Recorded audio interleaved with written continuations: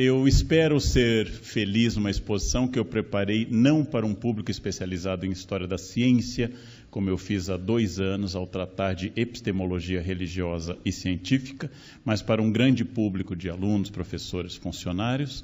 Para pensar de forma genérica, eu perdoo aqueles que se dedicam a esse campo, porque vai parecer uma aula ou uma exposição de graduação. Mas eu prefiro que alguns se sintam super informados, mas ninguém se sinta subinformado. É uma opção nesse caso. Eu quero fazer uma distinção muito importante. Vamos botando. Uma distinção muito importante para começar. Vamos lá. Let's try again. Não foi por Bluetooth. Vamos ver se vai por cinética. Pronto, cinética resolve tudo. Eu quero fazer uma distinção muito importante entre ciência e religião. Em primeiro lugar, são 2 campos distintos, complementares, mas não a rigor inimigos, não a rigor opostos. A oposição entre ciência e religião é uma construção de alguns grupos por motivos históricos. Seria como debater 2 campos como a arquitetura e a engenharia. Ou seja, é histórica a complementaridade, é histórica a distinção, e eu quero que fique claro que os 2 campos são partes expressivas da experiência humana sobre o planeta Terra, são partes expressivas do nosso esforço de comunicação, de sociabilidade e de outras questões. Em primeiro lugar, então, vou dar um exemplo. Durante muito tempo, elementos religiosos e não científicos estiveram presentes na alquimia. E a alquimia é uma das origens da ciência chamada química. Vários dos ácidos que hoje nós trabalhamos são produtos da alquimia árabe da Idade Média. Na busca de elementos que transmutassem chumbo em ouro, na busca de um remédio universal e na busca de um elemento que garantisse a vida eterna a todo mundo, alquimistas deram as bases para a ciência química moderna. Ou seja, a mãe do pensamento químico é a alquimia.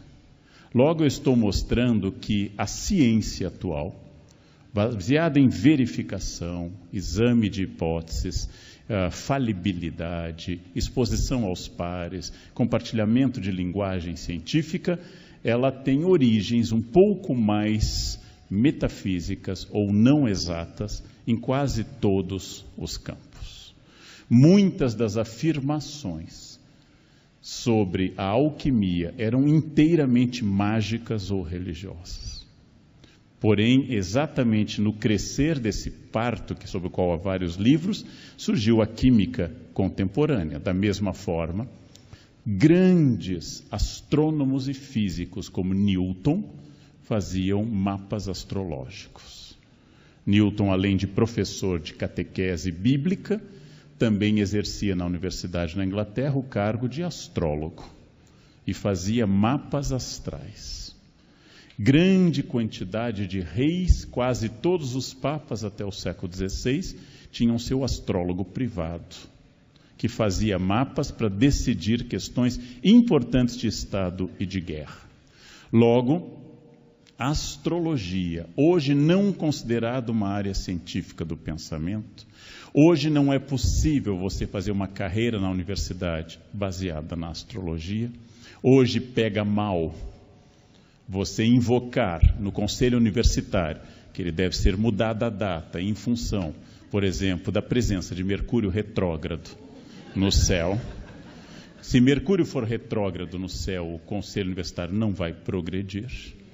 É pouco científico afirmar que eu, Leandro, falo bastante, há bastante tempo, porque eu sou de Aquário, com ascendente Aquário, logo regido pelo ar.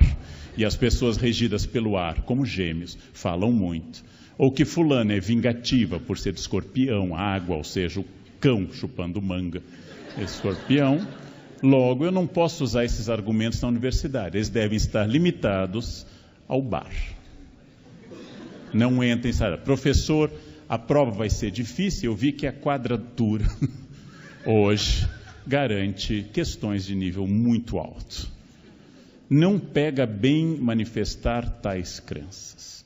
Pelo contrário, a partir do século XIX, a crença em objetos metafísicos, como duendes, gnomos, fantasmas, elfos, ela foi sendo classificada como delírio à medida que a psicanálise vai surgindo como área psiquiátrica e à medida que nós vamos excluindo da possibilidade dos discursos essas questões. O que não impede que o hotel que eu vou dar palestra em janeiro na Inglaterra tenha no seu site, um hotel em Stratford, na Inglaterra, onde eu darei palestra em janeiro, uma nota dizendo: é famoso por ser o hotel mais assombrado da Inglaterra.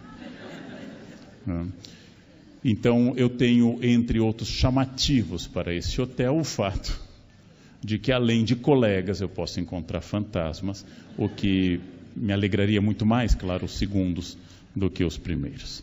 Então, a passagem da astrologia para a astronomia foi um processo em que os astros deixam de reger a vida dos homens e passam apenas a ser estudados em função das revoluções de Copérnico, de Kepler, de Galileu, de Newton e de todo o progresso do século XIX e XX.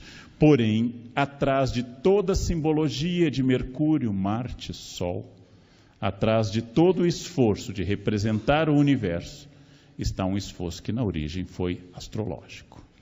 Não havia nenhum debate sobre isso na Mesopotâmia, quando foram inventados os mapas astrais ou as previsões astrológicas. Ensinei como assessor de uma novela histórica que na Índia existe uma característica astrológica, os indianos são profundamente ligados à astrologia em geral, que é quando está dito no mapa astral que uma mulher ao casar romperá, não será feliz no primeiro casamento, a família tem um recurso mágico para pular essa maldição. É fazer a mulher se casar com uma árvore, celebrar o casamento e logo em seguida divorciar. Assim se pula a maldição do primeiro casamento e ela pode fazê-lo. Ensinei isso e isso apareceu na novela, inclusive, ainda que na Índia tem que ser um pé de sândalo, na novela foi uma bananeira, mas tudo isso é uma questão da passagem do pensamento mágico para o pensamento chamado científico. Eu estou dando exemplos que as barreiras muito claras entre ciência, religião, magia, metafísica e pensamento científico são barreiras muito mais recentes do que a gente supõe. Muitos dos tratamentos médicos consagrados até o fim do século XVIII eram absolutamente mágicos. Por exemplo, sangrias. Sangrias ensinadas na Universidade de Paris, na Universidade de Oxford, na Universidade de Coimbra. Sangrias que tinham como efeito lógico, você tem febre. O que é febre? Excesso de um dos 4 elementos na teoria de Galeno. Você tem excesso do elemento sanguíneo, logo tem que retirar sangue. Tenho febre, o médico retira, mediante sanguessugas ou corte arterial, retira mais de 1 litro de sangue rapidamente. O resultado quase sempre é o desmaio, e o resultado da queda de pressão é que a pessoa dorme e acorda, em geral, curada da febre, porque as febres não são permanentes. Pelo princípio de que nenhuma doença é permanente, ou a doença ou o portador se vão, a pessoa amanhece sem febres, viu? Foi a sangria.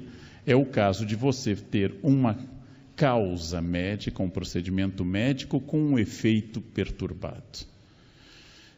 Eu digo isso porque até hoje, em pleno século XXI, domina na sociedade uma série de explicações não científicas. Como? Não vou fazer vacina por gripe porque eu fiz e fiquei gripado. Esse é um pensamento mágico. Não pegue frio porque você vai ficar gripado. Logo é no frio, nos miasmas do frio, teoria médica antiga, nos miasmas vinham as doenças, é no frio que está a gripe. E assim por diante. Os pássaros não pegam peste bubônica. Logo, durante os ciclos de peste, os médicos usam bicos de pássaro.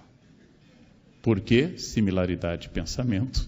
Os pássaros não contraem o Yersinia pestis, não contraem o elemento da peste, logo os pássaros são imunes, o bico deve ser a causa. Mas também é bom colocar algodão com cânfora no nariz, porque aí o vírus não penetra, a bactéria não entra com algodão com cânfora. Todas essas são medidas típicas de um pensamento mágico, e mesmo lembrando uma outra questão da área dos senhores e das senhoras, religiosos como Agostiniano, Padre Mendel na Áustria, passaram a vida no convento cultivando ervilhas e descobrindo quais eram os recessivos e quais eram os elementos dominantes. Infelizmente, Mendel, escrevendo, nunca se comunicou com um contemporâneo seu, que era Darwin, e eles teriam muito a dizer um para o outro. Mendel escreveu em alemão, Darwin não lia alemão e jamais contratou um assistente que lesse, apesar de ser um homem rico. Mendel ficou deduzindo coisas que teriam ajudado muito ao inglês. Teria sido um avanço ainda maior se os dois tivessem tido um encontro científico em algum momento. Mas era um religioso que nunca, em nenhum momento, o agostiniano Mendel pensou que seu trabalho ofendesse a religião ou fosse contrário aos desígnios de Deus, a da sua ordem e da sua instituição religiosa. Então, esse choque não era tão evidente, e hoje, inclusive, nós temos nos institutos como as PUCs, nós temos uma área chamada não mais teologia, mas ciências da religião, que utilizando sociologia religiosa, filosofia da religião, literatura religiosa, faz estudos muito próximos da área de humanas, de ciências, estudos quantitativos, com grupos de verificação, etc., chamados ciências da religião. Nenhum aluno desses cursos da PUC, que são instituições pontifícias, ou seja, gerenciadas por um chanceler que é um bispo, nenhum desses institutos daqui de Campinas ou de São Paulo pode dizer que seu trabalho foi inspirado, por exemplo, em Deus. Mas tem que ser inspirado em literatura, em conceitos, como se fosse um trabalho do IFISH de história ou de literatura.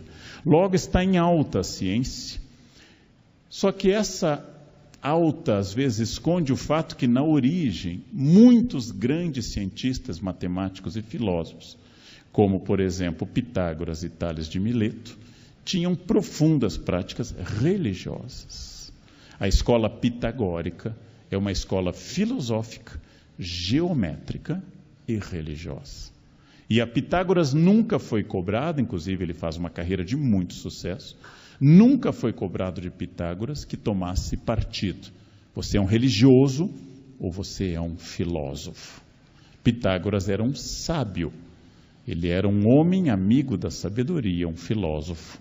E a palavra filosofia tem uma dupla origem, a mais conhecida, que é amigo da sabedoria, filosófos, mas também envolve a questão dos cultuadores da serpente, dos amigos do culto da serpente, ou seja, de elementos órficos, como a gente chama, elementos religiosos. Pitágoras, por exemplo, acreditava em reencarnação. A escola pitagórica proibia o consumo de favas e outros vegetais, porque as favas podem conter as almas dos mortos. Isso dito por um cientista e um geômetra. Uma das piadas mais antigas da Grécia era na comédia, o comediante se entupir de favas, que tem um efeito poderoso sobre a produção de elementos de flatulência, e no palco flatar, comentando que uma alma estava escapando da sua prisão. Essa é uma comédia, essa é uma piada de 2.500 anos, né? Essa é piada erudita sem graça. Onde começa um ligeiro atrito entre ciência e religião? Ele começa no processo de Sócrates, porque Sócrates é acusado pelos seus detratores de ser impiedoso, de desviar os jovens do culto aos deuses. O processo é votado democraticamente, estamos na Atenas do século IV, e Sócrates é condenado à morte, bebendo cicuta, recusa-se a fugir, e nesse quadro que Davi pintou no século XVIII, a morte de Sócrates está representado um homem sábio, inteligente, cientista, ético, sendo morto por fanáticos, religiosos, invejosos, etc. Ora, exatamente esse é o momento em que ciência e religião começam a olhar com certa estranheza uma para a outra. Mas essa divisão ainda é fraca. É durante o Renascimento e a Idade Moderna, especialmente durante a discussão do paradigma geocêntrico e heliocêntrico. E o processo que vai levar ao assassinato de Giordano Bruno em 1600. E ao processo contra Galileu durante muitos anos, e o silêncio de Galileu, é que começa essa ideia de que igreja, representante das religiões, é inimiga da ciência. Quem acredita em conhecimento, saber, avanço, fica ao lado dos cientistas. Quem acredita em religiões fica contra a ciência. A Idade Moderna começa uma cisão estranha para o período anterior. Não é à toa que o século XIX, o grande século da ciência, o século do liberalismo, coloca uma estátua de Giordano Bruno, queimado no Campo de Fiore, em fevereiro de 1600, lá em Roma. Na única praça de Roma que não tem nenhuma igreja, o Campo dei Fiori. E lá no fim de fevereiro, tem o dia do pensiero livre, as pessoas falam o que quiser, contra a esposa, contra a sogra, contra Berlusconi, contra Deus, gritam, né? Brasileiros gritam fora Temer, é verdade, lá no... E é o dia do pensamento livre. A ideia é exatamente de que a ciência inimiga da religião vai crescer no século seguinte, porque o iluminismo francês é dominado por anticlericais, como Voltaire, e por ateus, como D'Alembert, Diderot, D'Holbach. Os religiosos no iluminismo são excepcionais, como Rousseau. A maioria é anticlerical. Écrasez l'infâme, diz Voltaire ao terminar suas cartas, esmagai a infame. A igreja é inimiga do progresso humano. Começa uma frase que os anarquistas vão capturar no século XIX, mas tem origem iluminista. Gostaria de enforcar o último papa nas tripas do último padre. O mundo seria um mundo livre se não houvesse padres, bispos, etc. Esse é um pensamento absolutamente iluminista. A crença na razão, a crença de que o futuro da humanidade, especialmente num iluminista menos conhecido, Condorcet, que o futuro da humanidade seria brilhante. Quanto mais houver ciência, mais o homem será livre, sadio, pesquisador, aberto ao novo, menos obscuro, menos tomado pela superstição. Voltaire falava disso. Os grandes iluministas falavam disso. A igreja combateu a enciclopédia, o Estado, Luís XV, proibiu a enciclopédia se espalhou pelo mundo inteiro, Brasil inclusive, e este é um momento de otimismo da razão, do qual Condorcet é o símbolo maior. Agora vejam, num Estado que é o Reino Unido, um cientista estável financeiramente por herança do pai e por boa administração dos seus bens, Charles Darwin pegou todos os dados da sua famosa viagem do Beagle e adiou muito a publicação da origem das espécies. E só publicou quando ele teve certeza que outros cientistas estavam perto de publicar. Para quem trabalha com história da ideia do evolucionismo, isso é um dado óbvio. Para quem não é do campo do evolucionismo, eu recomendo a próprio livro, A Origem das Espécies, mas eu recomendo muito a biografia recente do Paul Johnson sobre Darwin, que é muito simpática. Bem, Darwin tinha medo da igreja. A publicação fez um certo sucesso e a grande briga não ocorre durante a vida de Darwin, mas ocorre na geração seguinte. Seus assessores, como Huxley, avô do famoso Aldous Huxley, autor do admirável Mundo Novo, seus assessores é que vão enfrentar bispos em debates famosos, como aquele que vocês conhecem a frase, quando o bispo pergunta a Huxley, o senhor Darwin é descendente de macacos por parte de pai ou por parte de mãe? E a fantasia científica de que Darwin em algum momento disse que nós descendemos de macacos, ela grudou nas pessoas. Isso é repetida, essa é uma asneira repetida até hoje, que não se encontra no texto da Origem das Espécies. É pior, né? Somos descendentes de um ser ainda pior, ainda mais primitivo, e que é comum a homens e aos símios superiores. Mas o silêncio de Darwin durante tanto tempo, sendo que ele não dependia financeiramente de ninguém, ele era um homem rico, não dependia financeiramente de ninguém. O silêncio desse homem mostra que a religião no 19 ainda era um obstáculo à ideia, que depois diminui bastante. Depois eu vou voltar a isso, porque que agora, em 2017, volta a ser um problema o evolucionismo. Volta a ser um problema. Bem, liberais, ou seja, aqueles que são a favor de um Estado laico, e instituições variadas como carbonários, a maçonaria, etc., veem no Papa Pio IX na Igreja Católica. O Papa Pio IX tem um reinado gigantesco, não? Veem no Papa Pio IX na Igreja Católica o atraso.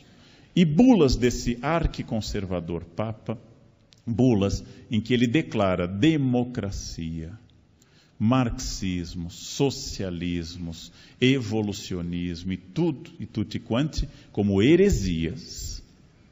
Essas bulas ajudavam a reforçar isso. A ciência era o futuro, a igreja era o passado. Não foi a primeira vez, mas foi a etapa mais forte que alguém disse: a religião católica vai desaparecer no máximo em 100 anos, porque o progresso da ciência vai dominar e as velhas superstições vão desaparecer. O ponto máximo desse otimismo, o período da chamada Bela Época, la Belle Époque, se dá com duas exposições universais. A de 1889, que comemora os 100 anos da Revolução Francesa e constrói a Torre Eiffel, que pelos próximos quase 50 anos é a estrutura humana mais alta do planeta.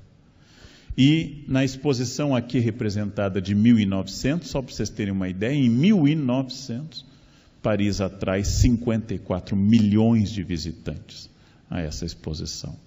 Durante o período da primavera até o início do inverno de 1900, 54 milhões de pessoas entram pela Place de la Concorde, entram na Rua do Amanhã, na Rue de l'Avenir, e têm as experiências do futuro, inclusive cinema 360 graus.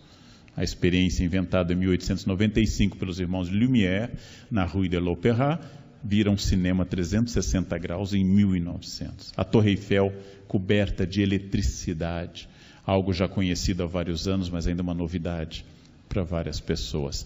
A ciência era isso. Já existia processos como a pasteurização. Pasteur fazia vacinas como contra a raiva. A humanidade começava a vencer as doenças e havia a ideia de que em 100 anos, bastante dita em ficções como de Júlio Verne, Paris em 1968, todas as doenças seriam vencidas. Só para lembrar aquilo que vocês sabem melhor do que eu, depois de séculos de esforço da medicina, nós vencemos uma doença que é a varíola. A varíola não existe mais na espécie humana, só em laboratórios. Coisas mais complexas como a gripe comum ainda não foram vencidas. Tomando remédios ela dura 7 dias, não tomando ela dura 1 semana. Essa é uma questão clássica disso, né? Porém, vacinas no século XIX, penicilina no século XX e as estatinas, controladoras de colesterol no século XXI, se transformam em 3 elementos que prometem um ser humano mais duradouro. Como escreve Humberto Eco, grande pensador da área de humanas, ele escreve que está com a mesma gripe que matou seu pai uns anos antes. Lembrando o que significa a revolução da penicilina, uma verdadeira arma secreta e estratégica na Segunda Guerra, por exemplo. Paris era a cidade de luz, desde a reforma do Barão de Haussmann. Paris é o centro do mundo e a Torre Eiffel, com seus 300 metros mais a torre, é o sinal de uma era luminosa. Essa crença na ciência, ela é muito forte. E, de novo, a ideia de que a religião é um atraso e a ciência é o progresso. Quem interrompeu isso? A 28 de junho de 1914, o assassinato do arquiduque Francisco Ferdinando introduz a mais violenta guerra já vivida pela humanidade, chamada na época de Grande Guerra. Ninguém a chamou de primeira, porque ninguém era tão pessimista para dizer uma coisa. Ninguém se separa primeiro, nossa, meu primeiro divórcio. Ninguém faz uma coisa dessa. A guerra de 1914 a 18 reutilizou armas anteriores, como o submarino, anterior à guerra, a metralhadora, anterior à guerra, canhões de longo alcance. como a Grande Berta, que os alemães chegaram a bombardear Paris, mas introduziu armas novas como a guerra química, especialmente a indústria química alemã, que lançou uma nuvem de gás cloro sobre as fronteiras das trincheiras, em 1915. Ora, guerra industrial com estados altamente organizados, em alguns minutos de batalhas como Marne ou Sena, morreram mais pessoas do que durante todo o século XIX. A metralhadora fazia com que até o Mr. Magoo acertasse as balas. Lembrando que Napoleão tinha um fuzil que disparava um tiro e tinha que ser reabastecido, e que era uma guerra em que se usava ainda o olho no olho do combate de pessoas sem trens. Lembrem que Napoleão foi em 1812 à Rússia, Paris, Moscou, a pé com as suas tropas. Ele a cavalo, mas as tropas a pé, fazendo 40 quilômetros por dia com mochila às costas. Agora temos trens, temos transporte, temos aviões que têm efeito mais de propaganda, temos zeppelins, temos morte em larga escala. É a primeira vez na história. O horror da guerra trouxe à tona o seguinte: tudo aquilo que matou milhões de pessoas não era fruto da religião, mas era fruto da ciência. Paul Valéry chegou a escrever após a guerra: nós, civilizações, sabemos agora que somos mortais. A razão não vai redimir o homem, a razão talvez destrua o homem. Durante a guerra e após surgem movimentos irracionalistas, como o dadaísmo, em 1916, ou o surrealismo, a partir de 1924, porque a desconfiança da ciência aumentou. Não vamos ser salvos pela ciência. Para piorar, como a humanidade não só não aprende, como ainda piora, 20 anos depois, estoura um conflito ainda maior em 39 a 45, que vai levar à morte talvez entre 50 a 55 milhões de pessoas. Agora, bombardeios de áreas civis, Varsóvia na Europa, Xangai na China são os primeiros objetos disso, execuções e genocídios. A Primeira Guerra havia levado ao genocídio de armênios, a Segunda Guerra leva ao genocídio de judeus, testemunhas de Jeová, homossexuais, comunistas, negros da Alemanha e assim por diante. A Segunda Guerra introduz morte em escala industrial e racional, e os campos de concentração, como que aqui está representado Auschwitz, com o uso de um pesticida barato, o Zyklon B, consegue um único campo produzir 1,5 milhão de mortos nos seus 3 anos de exercício de morte. O campo é mais antigo, mas só nos 3 anos finais implantou a solução final. Agora era definitivo. A ciência não resolveu nada além da varíola, mas criou problemas inteiramente novos. E a guerra é encerrada em agosto, setembro, com um cogumelo atômico. A partir daqui, 2 cidades, Hiroshima dia 6, Nagasaki dia 9, 2 cidades vão enfrentar aquilo que na década seguinte piora com a bomba de hidrogênio. O mundo pode ser encerrado pela ciência. Faltam aos homens Deus no coração. O século XX, ao invés de ver o declínio das igrejas, viu a ascensão das igrejas. A ciência é um apelo médico, é um apelo de pensamento, mas Deus continua com força. E esse processo, por vários motivos, continua até hoje. Quando eu era criança, não havia nenhuma televisão evangélica ou rádio evangélico no Brasil. Não, hoje há alguns. O resultado, nós tivemos um avanço. Começa aquilo que a obra lá atrás de Mary Shelley, a inglesa que escreveu À Beira do Lago de Genebra, a obra Frankenstein, ou O Prometeu Moderno. Ela escreve sobre um cientista, um médico, que costurando partes de cadáveres, dá vida através de eletricidade, dá vida a um ser. E este ser o destrói. Chamamos a esse medo agora de síndrome de Frankenstein. Os homens criaram a ciência vai nos destruir. Todas as ficções científicas, desde Admirável Mundo Novo, 1984, do Orwell, são distopias e não utopias. O mundo futuro é um mundo ruim, de domínio da ciência, é um mundo sem recursos, é um mundo terrível. Esse Brave New World que o Huxley escreveu é uma de tantas distopias, ou seja, futuros negativos. A ciência vai nos destruir. É o que está presente em todas as obras, Asimov e outros, Eu, Robô. Um dia o que eu criei vai me destruir. Ou seja, tudo isso faz surgir a vocês a figura, geralmente é o químico, mas o biólogo também divide. O químico é o cientista maluco por excelência, o físico e o biólogo nem tanto, mas é que tem que misturar Becker com Erlenmeyer com coisa colorida. Aí você criou o cientista maluco, escabelado por definição, de guarda-pó branco e tendo risos nervosos. Esse é o clássico cientista maluco. Seja no filme De Volta para o Futuro, ou seja, acidentado, mas bem intencionado, seja aquilo que sempre se coloca na boca de Oppenheimer, estudioso da Índia, que ao ver a bomba atômica que saiu, entre outros, do seu trabalho, diz: eu sei agora que meu nome é morte, citando uma frase do Bhagavad Gita, não? Ou seja, do livro sagrado hindu. Ele sente que ele criou algo assim. Einstein, que apoiara a bomba atômica, porque supunha que a Alemanha conseguiria uma antes, Einstein passa seus últimos anos, na década de 50, assinando manifestos contra a energia, a bomba atômica. E aí aquelas nossas contradições, né? Do ponto de vista da obtenção de energia, a nuclear é a mais limpa. A hidrelétrica destrói uma área imensamente maior, mas quando dá errado, a nuclear costuma... ela não inunda, ela destrói. Né? Não tem jeito, não tem jeito. Não tem maneira de fazer isso. E aí a religião e a religiosidade não param de crescer.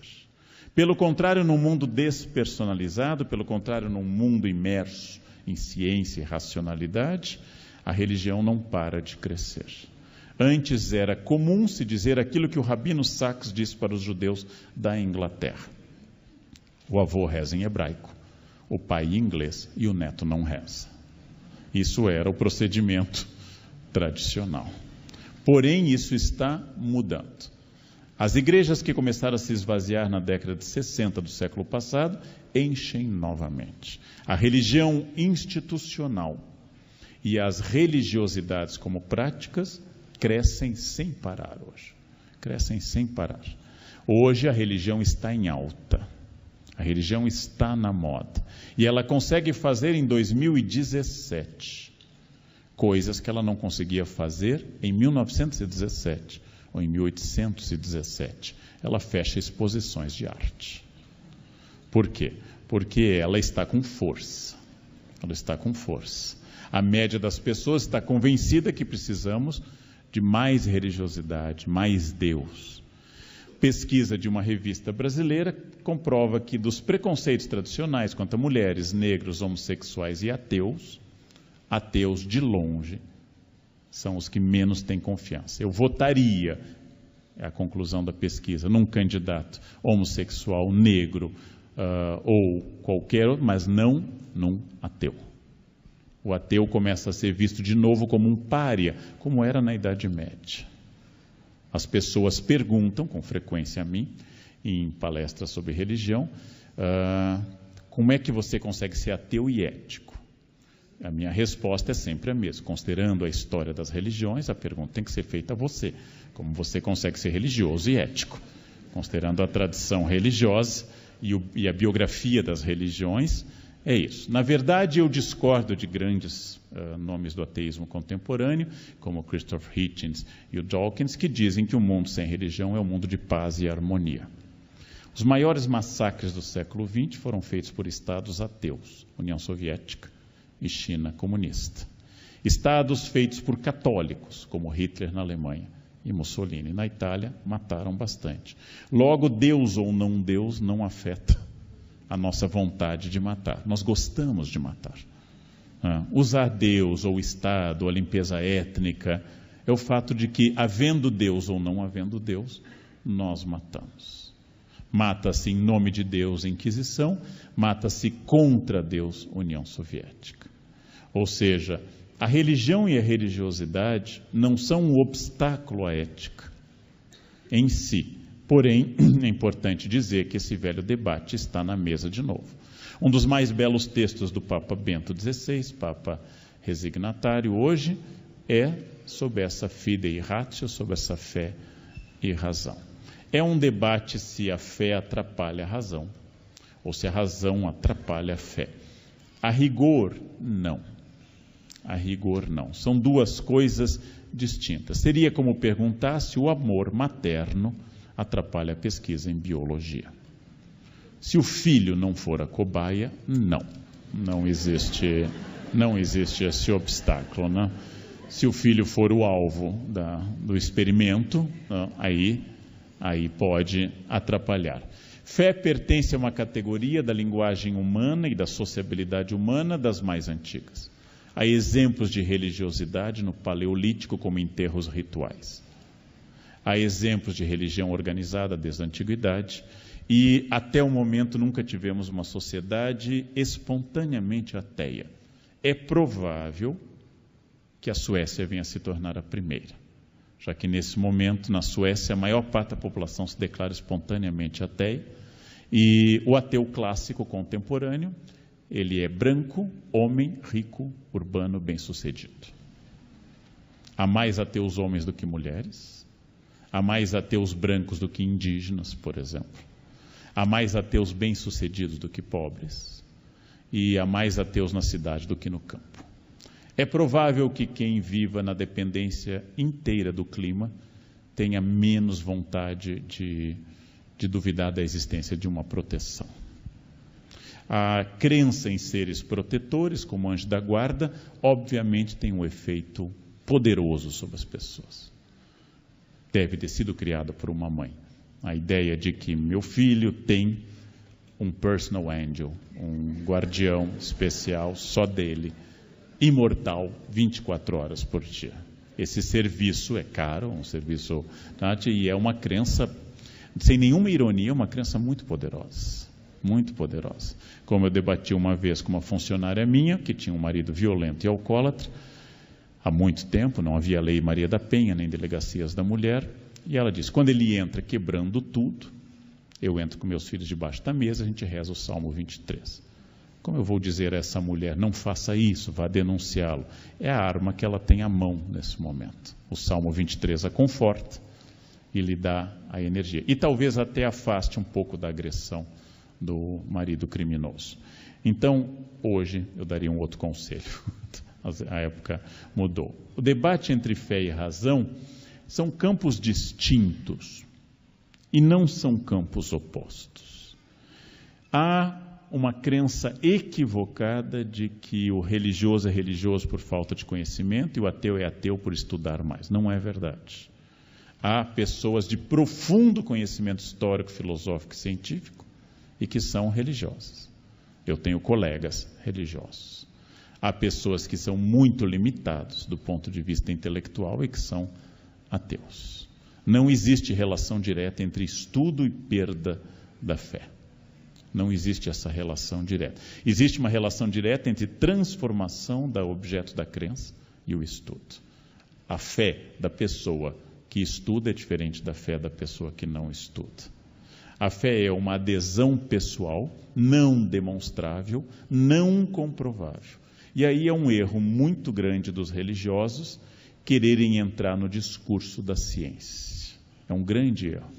A força da religião é não ser racional, é não ser científica, é não estabelecer uma explicação plausível, mas uma explicação religiosa.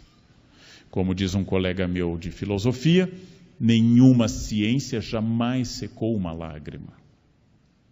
Ao ver uma pessoa que perde um filho, eu posso chegar e dizer e consolar cientificamente.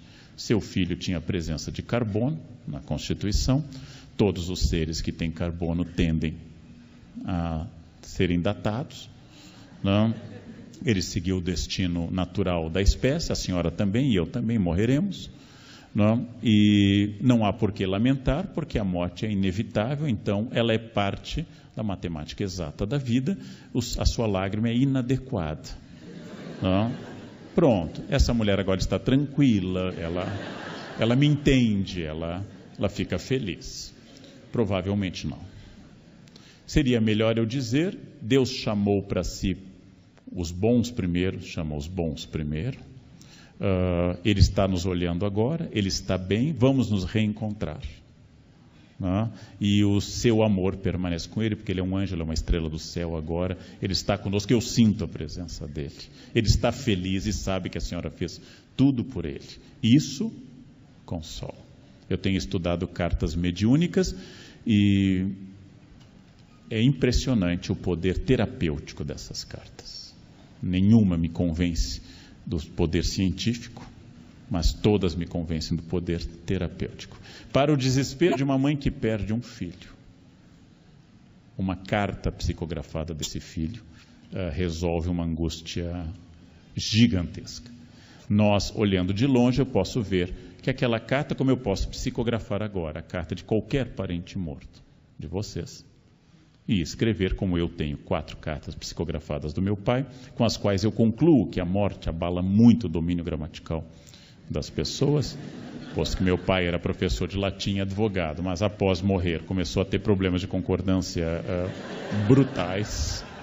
Mas pode ser que a experiência da morte seja impactante. É uma questão importante. Ora, não é para ironizar, porque tanto a ciência quanto a religião são dignas de ironia pelo que fizeram e pelo que fazem. Mas quando uma médium me diz num centro onde eu vou ver, eu estou estudando nesse momento possessão demoníaca, quando ela me diz que em outra vida eu utilizei cabelo para seduzir pessoas, logo nessa eu vim para aprender a não fazê-lo. Ela estabelece um sentimento lógico que explica a alopecia genética por uma questão kármica. E apesar de eu só admitir karma em Piracicaba, né? Karma, nunca fora de lá, a alopecia genética não depende muito de vida passada. Então essas questões são campos distintos, e eu não deixo de reconhecer, apesar de não ser religioso, que tal como querem grandes especialistas como Jacques Lacan, psicanalista famoso, eu tenho certeza que haverá padres no futuro. Eu não tenho certeza se haverá cientistas. A demanda da religião é muito estrutural, é muito forte, é muito grande, e as pessoas realmente usam. Que Thomas, um antropólogo inglês, autor de um livro que a minha área adora, Religião e Declínio da Magia, Estudo das Crenças na Inglaterra Moderna, faz um capítulo para cada crença, fantasmas, gnomos, doentes, astrologia, profecias, maldições, mas ele faz uma pergunta: por que é que deixamos de utilizar o pensamento mágico? Por que é que eu não posso mais entrar no oftalmologista e ele me dizer que a minha presbiopia é um desígnio de Deus? Por que é que eu não posso fazer isso? Por que é que continua a vitória total do pensamento científico, mas não desaparece o pensamento mágico? Por que é que nenhum médico pode invocar destino para um problema de saúde?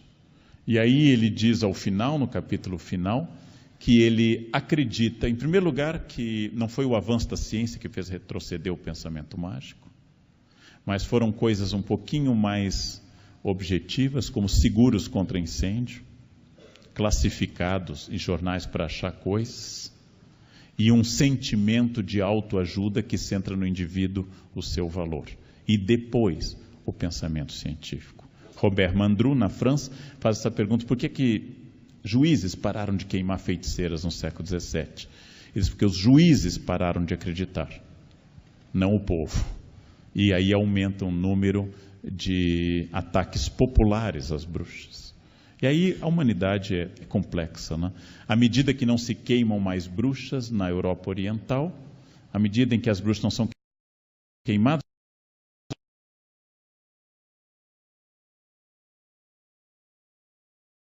ou seja, há um surto de lobisomens no fim do século XVIII, na Europa Oriental, que vai originar o romance do Bram Stoker,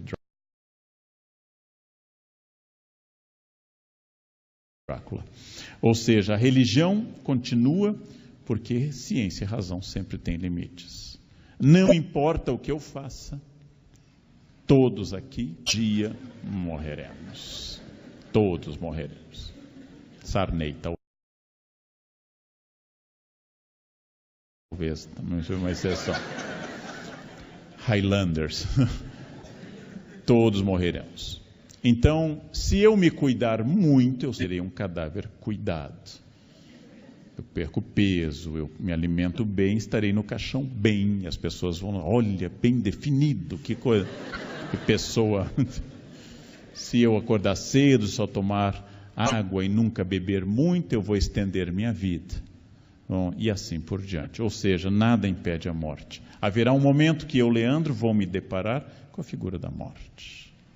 E essa figura da morte vai ser o fracasso de todo esforço racional, apesar dos cientistas, como Epicuro, dizerem com clareza: deve-se honestamente viver e honestamente viver, e é morrer.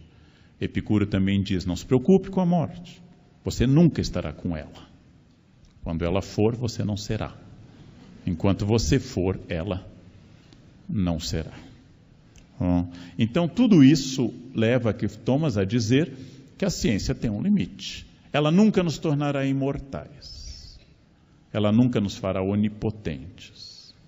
E não obstante, apesar de não comprovável, a religião exatamente propõe isso.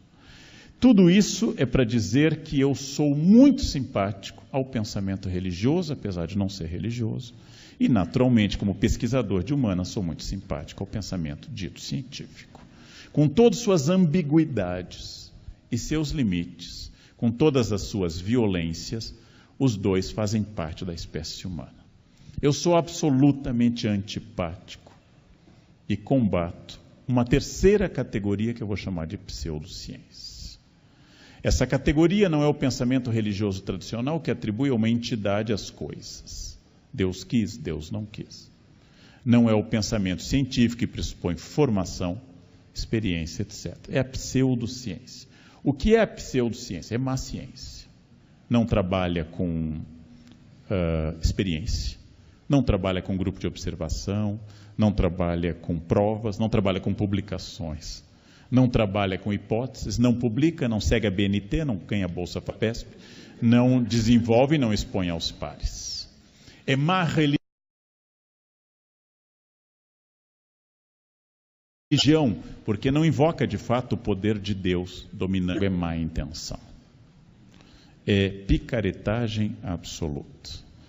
Ou seja, eu reconheço a religião um campo específico da espécie humana dominante, reconheço a ciência coisas extraordinárias e nego isso à pseudociência. Por quê? Porque a pseudociência, pegando um dos grandes epistemólogos do século XX, a pseudociência não trabalha com refutabilidade. Ela apresenta dogmas e não coisas refutáveis. Quando eu trabalho com pseudociência, eu não submeto à experiência. Por exemplo, terapia de cristais ou aromaterapia. Eu não trabalho com observação. Eu não faço teste, eu não tenho grupo, eu não aplico placebo num grupo para ver se não existe influência de... Porque nós sabemos, todos vocês sabem, que placebos são eficazes. Placebos têm uma eficácia dentro da teoria das probabilidades e do poder do próprio corpo de se influenciar. Sem experimentação referendada pelos pares, ou seja, não se submete à academia, não se submete essa questão à academia. São terapias alternativas que nada são, vejam, eu não tenho problema nenhum se você doente pede a um grupo de oração que impõe as mãos sobre você. Acho que a tranquilidade psíquica dada da sua fé pode inclusive diminuir os níveis de estresse e isso pode ter um efeito interessante sobre a pessoa. Acredito que uma crença religiosa bem centrada, e como demonstra uma pesquisa israelense, casar, ter um cachorro e ter um Deus, estende a vida humana em mais de 25%. solteiros, sem animais e ateus, têm uma tendência a morrer antes. E para cada caso existe uma explicação. A presença de um cachorro lhe dá alguém para amar. Nenhum outro ser, família, etc., dá aquilo que um cachorro dá. Está sempre disponível, sempre carente. Não importa o que você faça, te espera com genuína alegria. Até porque Pavlov demonstrou que ele associa você à comida. Então a alegria dele, pavloviana, o behaviorista, e bem, ou da alimentação correta. A mulher é repressora de bacon, a mulher é repressora de gordura e estimuladora de médicos. Mais equilibradas psiquicamente, as mulheres procuram muito mais médicos do que o homem. As mulheres são Duracell, os homens são todos Rayovac, tem chance de recarregar. E, finalmente, a existência de um Deus pode dar uma sociabilidade, uma moderação, que pode ser importante. Tudo isso estimula. E o princípio que vocês conhecem, ora escrito com o inglês medieval com 2 Cs, Occam com CC, ora escrito já pelo inglês contemporâneo com CK e H, a navalha de Occam, o princípio oxfordiano de Occam, de que, havendo 2 explicações, a mais curta, a mais sintética e a mais simples é provavelmente a melhor. Então, havendo 2 explicações para que o tratamento pseudocientífico dê certo, eu tenho que verificar o seguinte: a natureza cura mais do que a medicina. É uma ideia hipocrática. Hipócrates de Cos disse: a natureza cura mais rápido do que os médicos. Quase todas as doenças podem ser curadas sem muito tratamento, pensava Hipócrates. Basta dar ao tempo o tempo. Então, todas as doenças, como um vago mal-estar, um discreto enjoo, uma dor de cabeça mais ou menos distante, podem ser curadas por tecnologias pseudocientíficas, porque elas passam sozinhas. Nenhuma dessas tecnologias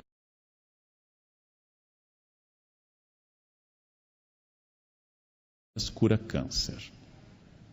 Aliás, Apple, ao se constatar com câncer, decidiu apelar a sucos integrais e meditação.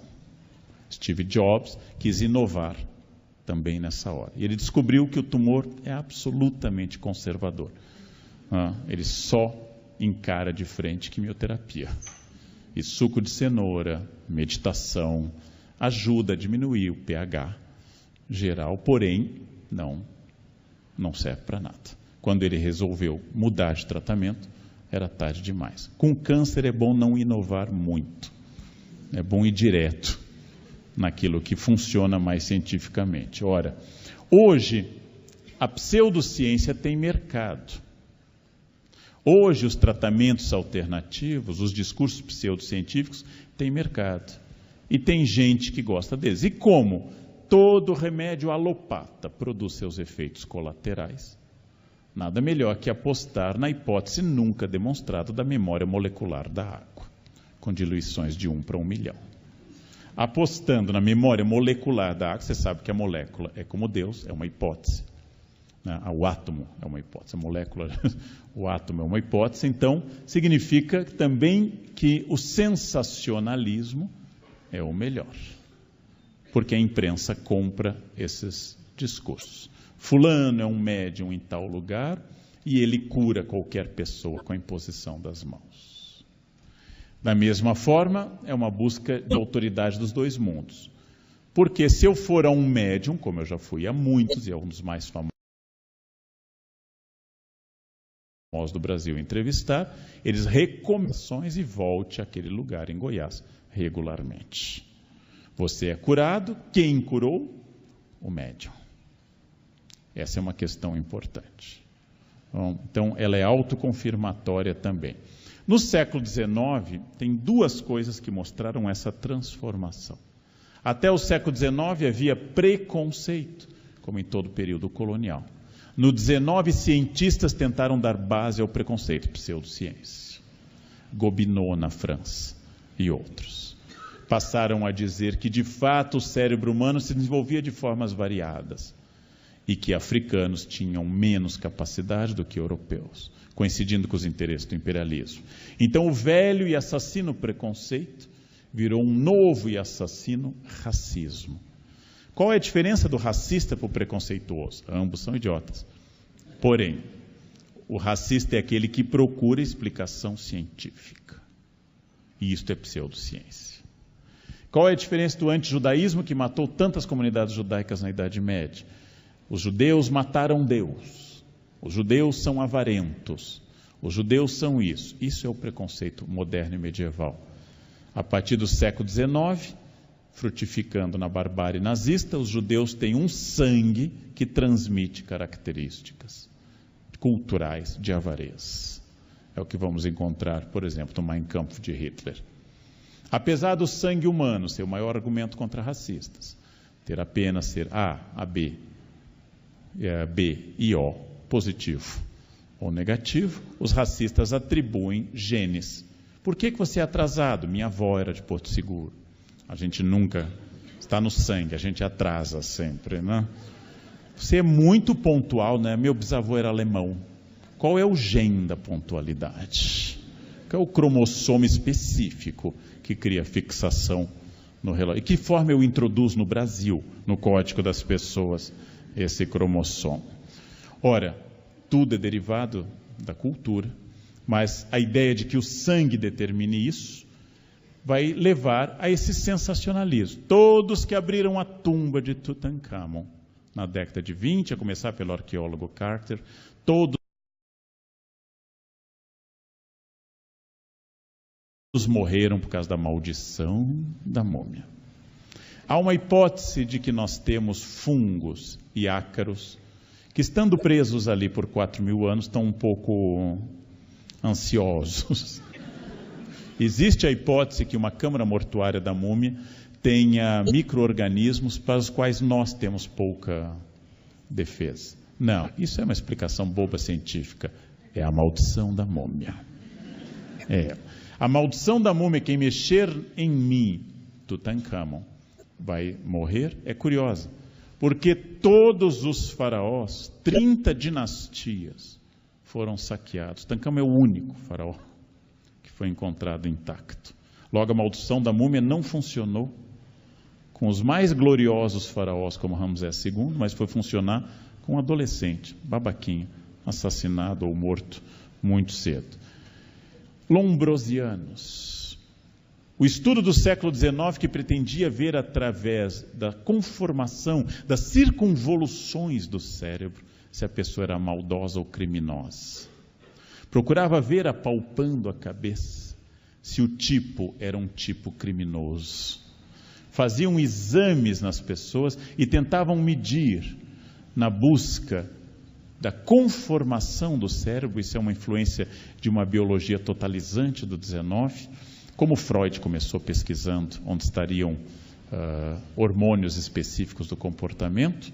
Esses lombrosianos ocupavam academias científicas e passavam a estudar cérebros. Quando decapitaram Lampião e seu bando, estamos na década de 30, todas as cabeças foram para o Instituto Nina Rodrigues de Salvador.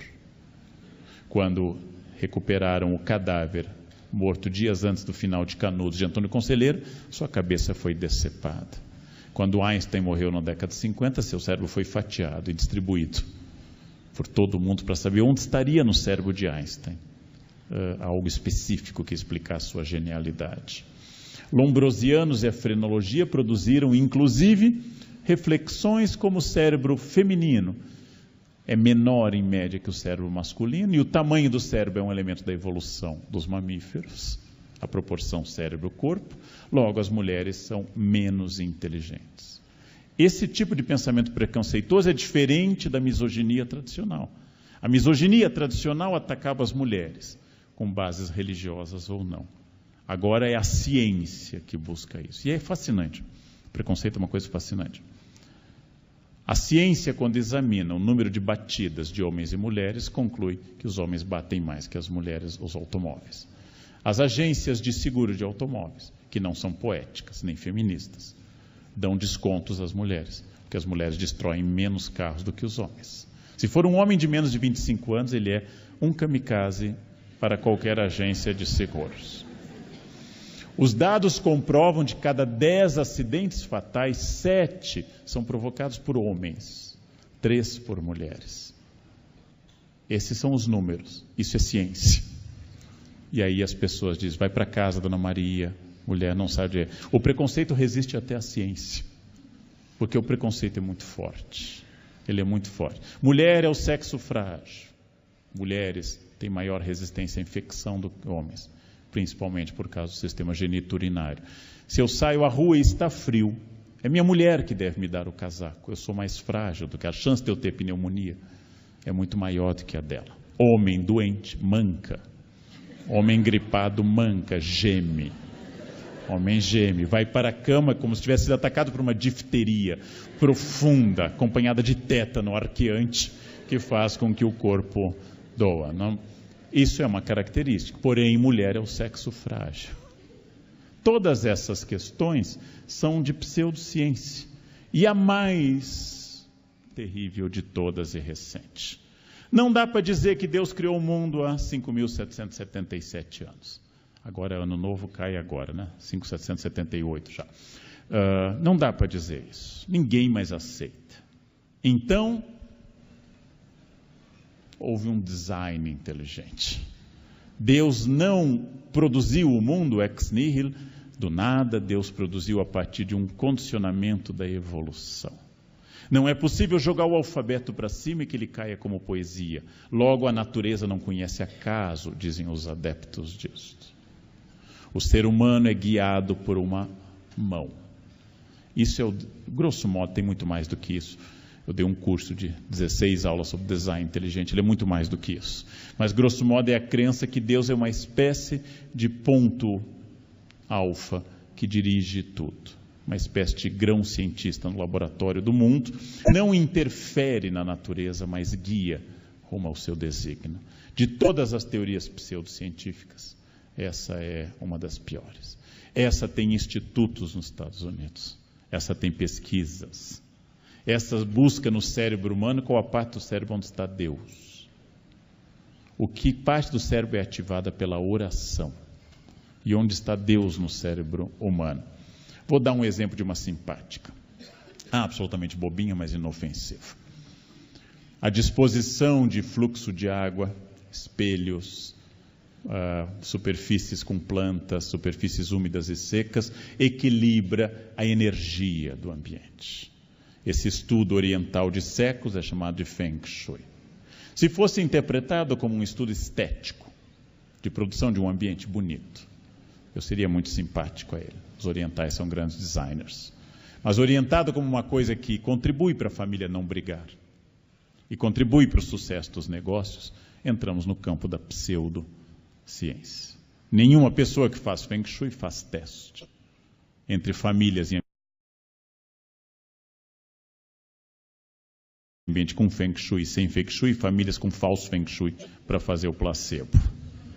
Já me causa uma resistência há anos. Energia, obviamente, tem elétrica, magnética, atômica. Não. Dizer, por exemplo, esse ambiente desse hotel tem energia boa. Ele é de luxo, ele é caro. O lençol tem 1000 fios. Não é energia, é preço. É preço.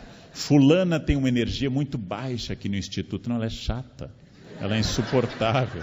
Você tem que enfrentá-la na conversa. Não tem nada a ver com energia. A palavra energia aplicada nesse sentido sempre precede alguém picareta. Vamos melhorar a energia do ambiente com cristais, com incenso, etc. Eu que além de não acreditar em energia, tenho rinite alérgica, tenho para o incenso um ódio profundo. Mas eu vou mostrar a vocês que isso é um pouco mais complicado. Estive em Hong Kong muitas vezes. E na última, conheci esse prédio que tem essas cruzes de Santo André, que é o sede do HSBC. Aliás, um dos primeiros prédios inteligentes do mundo.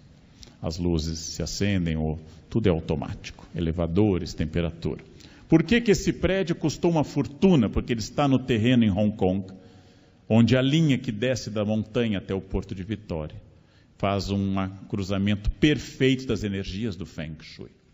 E uma empresa capitalista bancária, HSBC, comprou aquele terreno porque ali prosperaria o melhor banco de todos graças ao Feng Shui. Um banco, não é uma senhora da periferia de Valinhos, é um banco. É um banco. Não é um homem de um bairro de São Paulo, é um banco. Então, construído o belíssimo prédio do HSBC, um outro banco ficou mordido, bited com isso. O que vocês veem mais à esquerda com um tipo futurista atrás do que está do lado, é o Banco da China. O Bank of China construiu um imenso prédio com essa forma e de vidro para absorver o Feng Shui do HSBC. Não. Então nós não estamos falando de uma crença simpática, xamânica, de um grupo Yanomami, não. Estamos falando de administradores do capital mundial. Eu não depositaria meu dinheiro para pessoas que desenvolveram essa ideia. Porque eu não sei qual a próxima irresponsabilidade. Não sei qual é a próxima irracionalidade. Milagres e mediunidades são aquelas coisas que só funcionam como prova para quem já acredita. Como dizia um cético do século XIX, Renan, fui a Lourdes, encontrei muitas bengalas, mas nenhuma perna mecânica. Muita gente chegou mancando e tomou banho nas águas de Lourdes e passou a andar. Mas não encontrei ninguém que tivesse deixado sua perna mecânica e uma perna tivesse crescido na hora, pulado, como se fosse uma regeneração de planária naquele momento. Não encontrei nada disso. Ora, milagres e mediunidade me lembram sempre um dia que, próximo a morrer, meu pai caiu no conto do sequestro relâmpago. Atendeu o telefone no Rio Grande do Sul e, apesar de ser advogado e especialista em estelionato, a empregada foi testemunha e disseram, sequestramos seu filho. E ele disse, o Leandro? E aí eles disseram, sim, eles sabiam o seu nome. Meu pai disse, mas ele está na Unicamp, estamos aqui na Unicamp com ele. Eles sabiam tudo sobre mim, tudo. Mediunidade funciona exatamente assim. Eles sabiam tudo sobre mim. Eu posso ser cartomante, sou super simpático, aprendi inclusive tarô, pesquisando sobre pensamento mágico. Não? Senta uma pessoa na minha frente e digo, você não é feliz. Não? É óbvio. Nenhuma pessoa vai a cartomante durante o orgasmo. Né? Ninguém vai, agora eu preciso, é a hora de eu ir a cartomante. Não. Analiso, nem todo mundo te entende na família. Né? Avalie o estado do corpo e diga que seus filhos não lhe valorizam. Como é que você sabe? Tem alguém muito invejosa perto de você. Cuidado com ela. É facílimo. Posso profetizar que o ano que vem, até o final do ano, teremos um grave escândalo de corrupção no Brasil. Posso profetizar que o ano que vem haverá um atentado no Oriente Médio. Posso profetizar sem parar e eu terei uma chance enorme de acertar.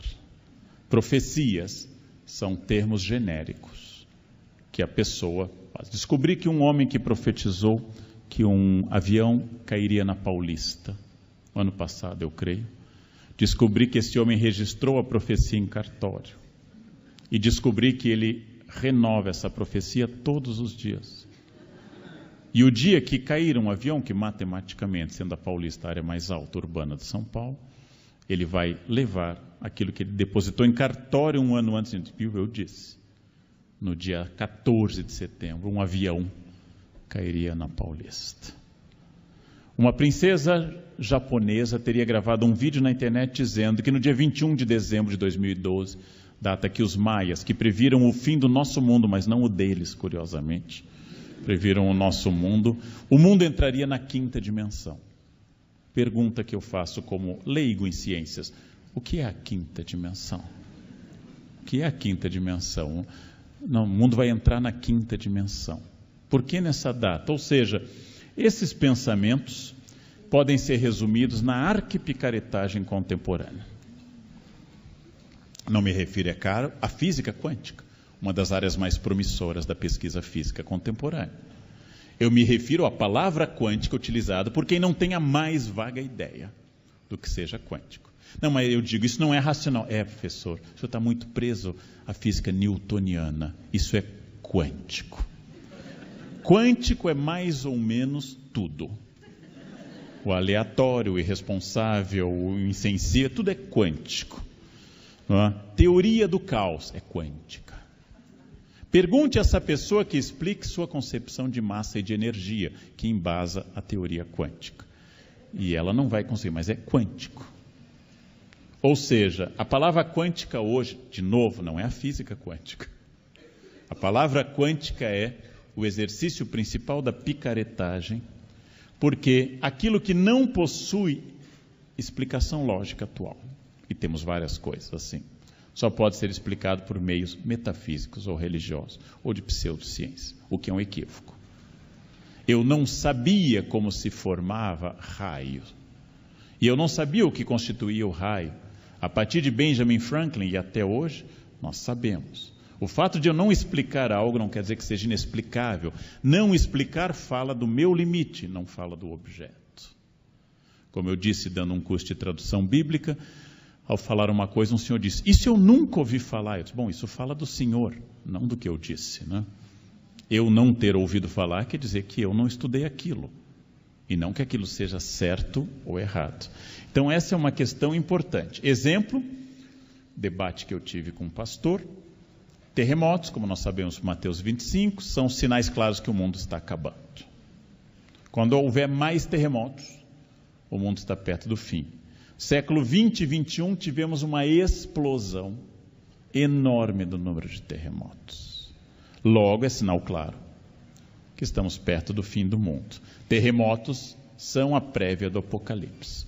Nevar no deserto, um terço das estrelas do céu cair, etc. O mundo está acabando. E um pastor me pergunta em público num debate, ao que o senhor atribui o aumento, tamanho de terremotos? Ele deu um número, que eu não sei de onde saiu. No século XIV foram 100, só no ano passado 1.500. Eu não sei de onde veio esse número. Ele me perguntou, ao que o senhor atribui? Eu disse, ao sismógrafo. No século XIV não se media terremoto. Apesar de haver um sismógrafo chinês fascinante no Museu de Ciência de Beijing, que são sapos com bolas de jade, e à medida que os sapos tremem, as bolas vão caindo, medindo a escala do terremoto. Apesar de haver um protótipo de 1874 sismógrafo, só no século XX nós temos um domínio do sistema de deslocamento das placas continentais. Logo, um terremoto na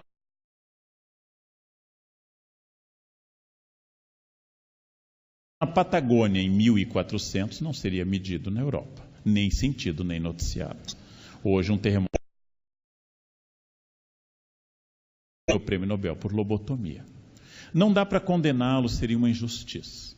No momento que não havia medicamentos psicotrópicos ativos para pessoas perigosas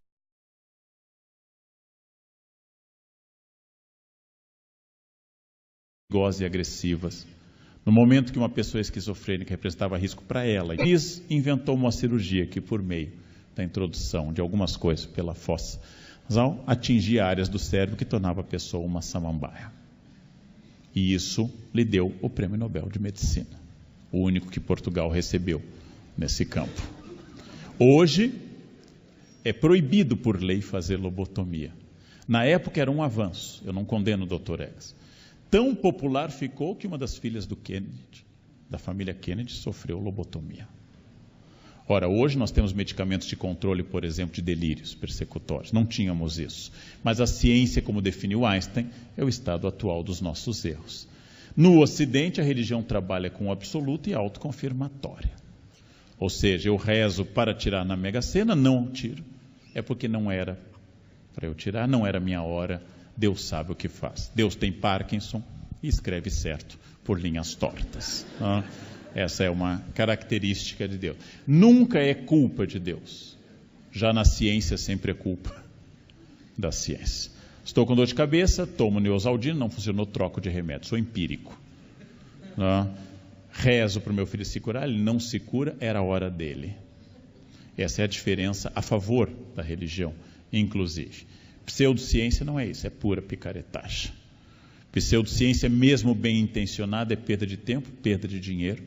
É um discurso idiota e é um discurso que escraviza as pessoas a uma metáfora e a uma esperança inexistente. Assim, diria que a ciência, ela é necessária para todos hoje. Inclusive os religiosos apelam à ciência médica ou a outros campos de ciência.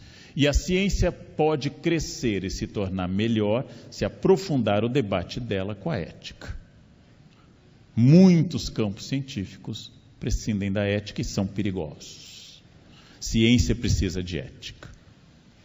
Estive numa banca da Unifesp, o presidente era um médico, porque só havia médicos na Unifesp. O presidente da banca tem que ser um titular, banca de concurso de professor. Estavam abrindo um curso de história.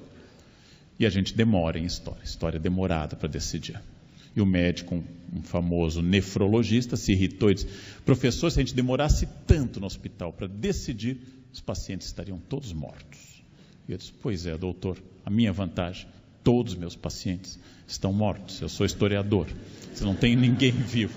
Meu objeto de trabalho é necrológico, ele nunca reclama. Eu jamais serei processado por um dos meus analisados, até que eu trabalho com o século XVI. A religião é necessária para aqueles que supõem que ela seja necessária. É difícil eu passar uma vida sem ciência, mas eu posso passar uma vida sem religião. Mas entendendo que ela seja necessária, ela é necessária. E ela ganhará muito se ela se afastar de fundamentalismos, de dogmatismos, e entender que a essência das religiões ocidentais é a tolerância e não a intolerância. A pseudociência é desnecessária e sempre perigosa. Ela sempre desvia de um objeto e nem se faz boa ciência médica, nem bom pensamento religioso. Tudo isso é para dizer que eu sou uma pessoa sem pensamento religioso, que estuda religiões com muito afinco e com muito gosto, e tenho grande prazer em ler textos e acompanhar práticas religiosas. Considero que uma ciência ética é fundamental para a humanidade, para o progresso da humanidade, e acho que pseudociência deveria ser proibida. Mas como eu amo mais a liberdade de expressão do que odeio a pseudociência, então ela pode continuar desde que não seja perigosa, não envolva alguma questão. Mas eu quero ver crescer uma religião tolerante e quero ver crescer uma ciência ética. E gostaria que todo mundo que trabalha com fadas, com karma, com cristais, com coisas quânticas, enfiassem esses cristais na sua vida e não cobrassem por isso ou fizessem isso para os outros. É simpático ver tarô. Se o futuro existisse, como o futuro ainda não existe, não é possível adivinhar o futuro. Mas é claro, porque eu, Leandro, tenho uma visão linear de tempo, já na física quântica, o futuro já existe. E assim por diante. Não? Bem, essas eram as questões para explicar de uma forma geral, e eu recomendaria o grande cuidado para encerrar. A internet tornou todas as pessoas autoridades em todos os campos.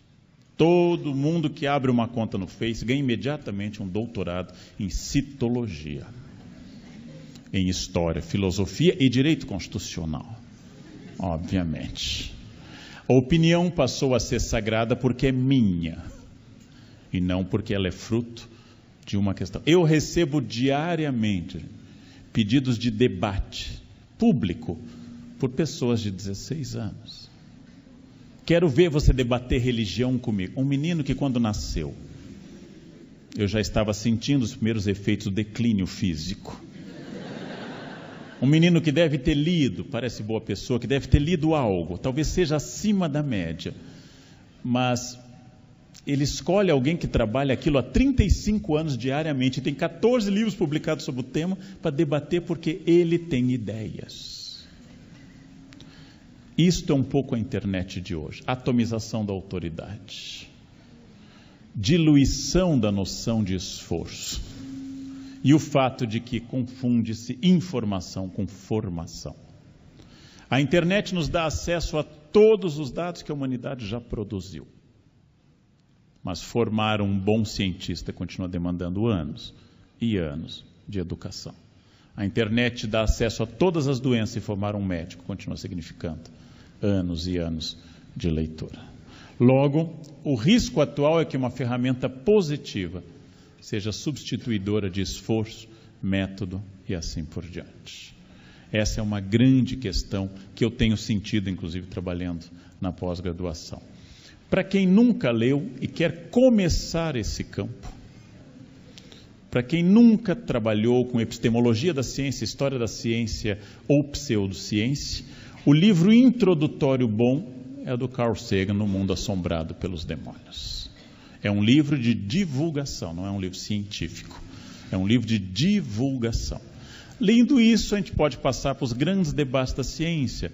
Thomas Kuhn, a estrutura das revoluções científicas, novas epistemologias da ciência, as novas lógicas e paralógicas que eu hoje trabalho. Mas esse é o livro The Books on the Table. Esse é o livro para ver de um homem muito bem formado, equilibrado e que reflete sobre pseudociência, especialmente sobre a pseudociência. Então, era isso, gente, para demonstrar de forma subjetiva algumas reflexões para um grande público, sabendo que aqui há especialistas para quem eu poderia ter feito outra estrutura de fala completamente diferente, mas optei pelo grande e não pelo especialista. Agradeço muito o convite e desejando que os próximos 50 anos sejam tão produtivos como foram esses primeiros no Instituto de Biologia. E graças ao governo Temer, todos estaremos aqui daqui a 50 anos, trabalhando, esperando a aposentadoria em variados graus de mobilidade. Eu terei 104 e será um prazer voltar no centenário do Instituto. E o bom é que ninguém vai lembrar da palestra, nem eu. Eu posso repeti-la inteiramente. Muito obrigado pela atenção.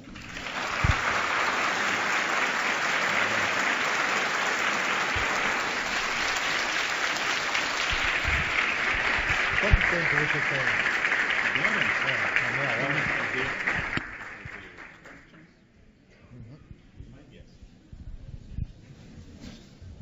Pessoal, então a gente tem um tempinho para fazer perguntas, tá? Então,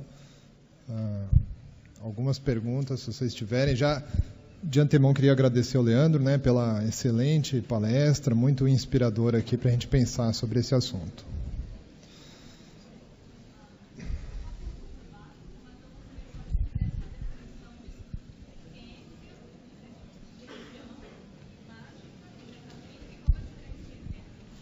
Pergunta é básica, mas ela é conceitual e importante. Eu vou repeti-la porque eu lhe ouvi perfeitamente, graças a uma coisa chamada acústica. Eu estou de frente, mas quem está atrás de você não ouviu. Ela pergunta uma pergunta muito importante entre religião, mágica e metafísica. Em primeiro lugar, eu estou fazendo uma distinção que não é universal. Eu vou conceber, inclusive, talvez, lançando mão de um preconceito típico do Ocidente, de que mágica é a atribuição de poderes a objetos. Exemplo, colocar Santo Antônio no freezer ou de ponta cabeça para obter casamentos. Eu pego um objeto e dou a ele poder. Eu transformo o objeto num talismã protetor ou num instrumento de uma prática xamânica de dar ao objeto vida. Isso a gente chama de totemismo, ou se for na natureza, animismo e assim por diante. É claro que isso não é errado, ou não é mais errado que qualquer outra coisa. Mas é diferente do pensamento religioso monoteísta ocidental, que eu não estou vendo como superior, mas apenas como diferente, que estabelece uma teogonia, de onde vêm as coisas, e uma teodiceia, quais são os valores morais e a origem do mal. Então é religioso eu trabalhar com a ideia de que eu sou protegido por Deus, e é mágico eu dar 3 pulinhos para São Longuinho. É claro que Deus e São Longuinho, os dois são pensamentos que não podem ser demonstrados. Mas se eu sou religioso, eu acredito que Deus obterá o objeto perdido através das práticas tradicionais, que são 3 mágicas. Sou especialista em magia. 3 pulinhos para São Longuinho, o soldado Longínios que furou o peito de Cristo, que tem uma estátua na Basílica de São Pedro, junto com Santa Helena, Santa Verônica e Santo André. E dando 3 pulinhos, aparentemente a cinemática é a área de atuação de Longuinho, ele se sente satisfeito e ele atende o objeto. Existe um culto menos conhecido no sul do Brasil, a São Brito, São João de Brito. São Brito, eu te dou 3 gritos, é importante a silepse de número, singular. Eu te dou 3 gritos se eu achar tal coisa. E em Portugal, sempre Santo Antônio. Santo Antônio em Portugal não é casamenteiro, mas é reparador. Ele obtém coisas. Por fim, só para casos gravíssimos. Vou a uma terra virgem, não cultivada, pego uma estaca de madeira, enfio no solo e digo, demônio, eu te enfio isso naquele lugar até achar tal coisa. Só deve ser usado em casos graves, porque consta que o próprio vem entregar o objeto. Tá. Todas essas descrições, estilo Câmara Cascudo e seu dicionário de antropologia, são descrições de magia. O que é religião? Oração de Jesus no horto. Afasta de mim esse cálice, mas que se cumpra a tua vontade. Sem pulinho, sem magia num objeto. Metafísica tem 2 sentidos. Um sentido filosófico. O texto que Aristóteles escreveu depois da física, por isso metafísica.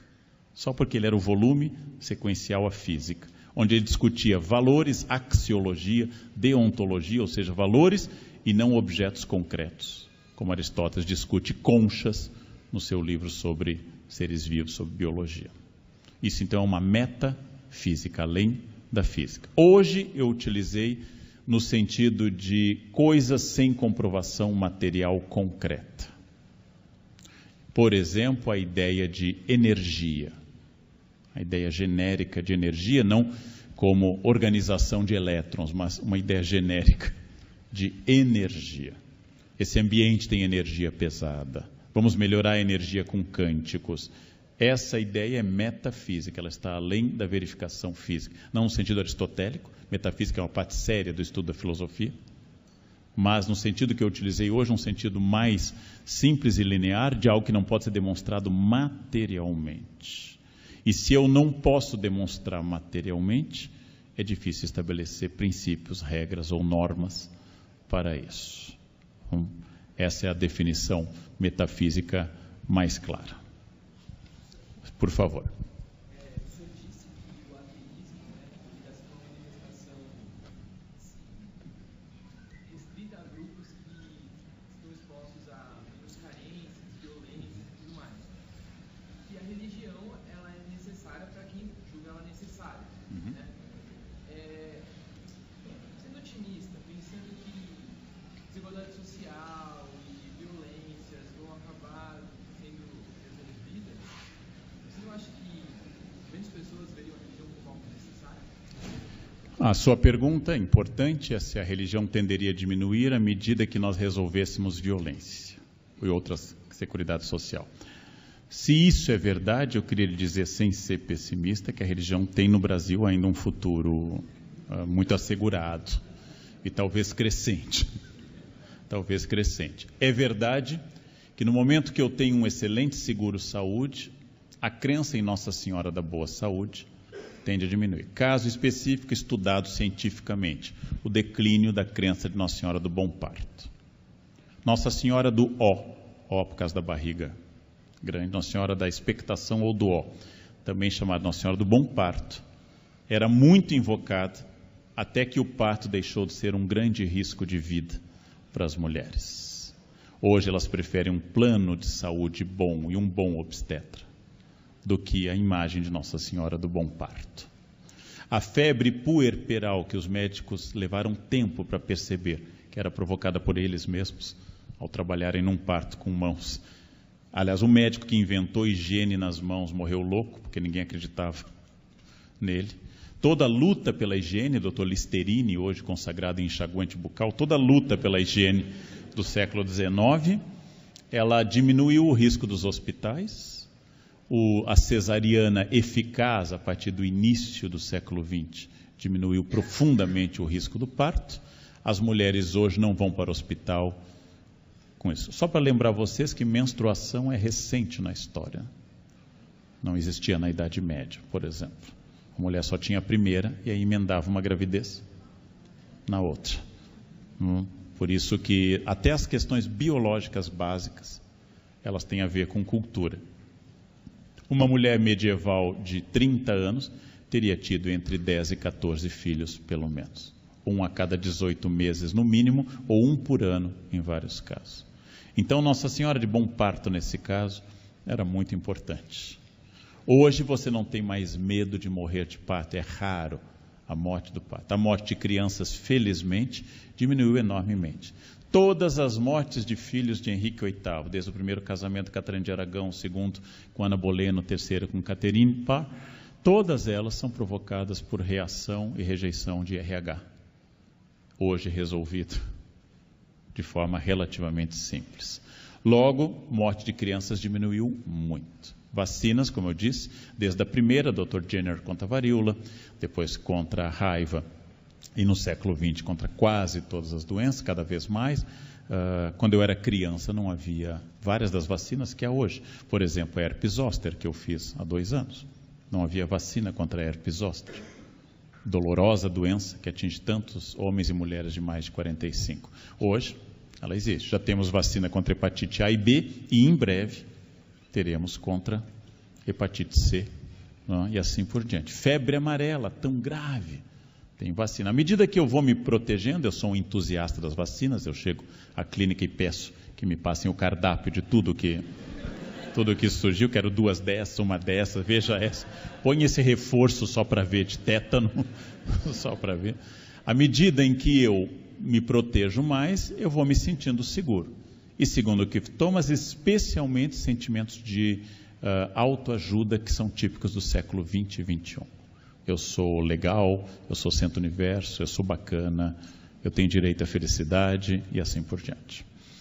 O que eu estou dizendo com tudo isso? A Suécia é um caso, claro, em que o progresso está diminuindo a questão da religiosidade. Os religiosos gostam desse caso, porque nos países onde cresce o fim da religião e aumenta o ateísmo, nós temos taxas de suicídio muito altas, como a Suécia. Então, lembrando a vocês que de cada 100 mil brasileiros, 9 tiram a vida todo ano, 7 homens e 2 mulheres. Dá 9,4, mas nunca sei como é que alguém se mata 0,4, mas é estatística. No Japão são 49. Mas aí é que levar em conta que suicídio não é tabu no Japão e é tabu no Brasil. E que aqui tantas coisas nos matam que a gente se vinga sobrevivendo no Brasil, né? e não morrendo. Né? Sabe por que a conclusão disso? Porque no Haiti é 0. E eu não sei se é falta de suicídio ou falta de controle, falta de registro organizado estatal em função de terremotos e desorganização do Estado. Estou dizendo que sim, provavelmente, o abandono da ideia religiosa tem a ver com o progresso de questões materiais. Sim, porém a religião sobrevive a isso e eu vou lhe dar um exemplo claro. No país mais próspero do mundo, com o maior PIB, o país que mais produz riqueza no planeta, Estados Unidos, a religião é eixo central das pessoas, para todo mundo. Praticamente não há ateus nos Estados Unidos. Isso é muito raro ou muito excepcional. Os americanos estão produzindo filmes como Deus Não Está Morto 1, Deus Não Está Morto 2, né, em que mostra que professores arrogantes, universitários e ateus são humilhados por jovens, legais, héteros e brancos que acreditam em Deus. E a religião é um fator. Nós elegemos um presidente sem religião, Fernando Henrique, e 2 protestantes, Café Filho, que não foi eleito presidente, mas assumiu, e Geisel durante a ditadura. Os americanos jamais elegeram um presidente sem religião. É fundamental para eles a questão religiosa. Então, cada caso é um caso e cada bloco é um bloco, mas o progresso material tende a diminuir a religiosidade, ainda que ela seja mais do que isso. Volto a dizer, religião tem um grande futuro nesse momento. Negócios de futuro, se vocês querem abrir, geriatria, fundamental, e igrejas.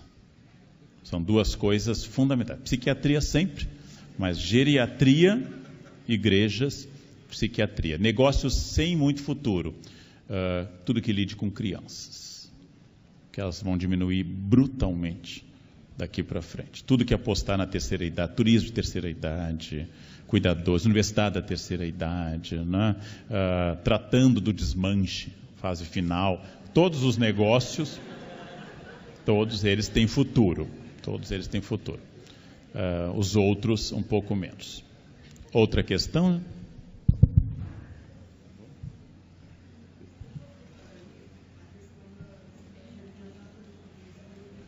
As religiões, desculpa? Afrodescendentes. Bom, ele pergunta uma questão fundamental, que é a questão das religiões afro-brasileiras de afrodescendentes. Em primeiro lugar, tem muitas coisas a dizer, né? As pessoas dizem que no Brasil elas são a maior prova de sincretismo religioso.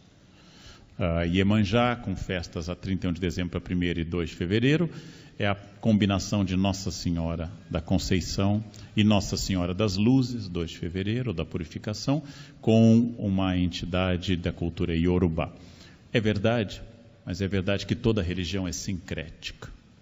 O Deus de Israel é uma combinação com El, uma entidade tribal, com uma entidade mais sacerdotal e sofisticada, né, que é Yahvé.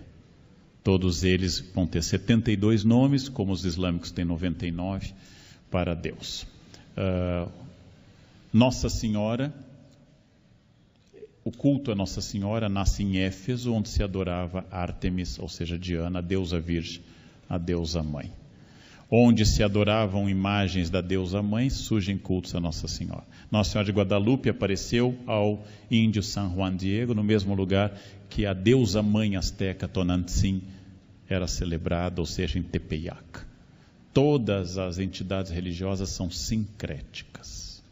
Não vem ao caso de eu distinguir entre mestiçagem, hibridação, sincretismo e sobreposição, que são 4 categorias diferentes, mas a aula não é de teoria de mudança religiosa.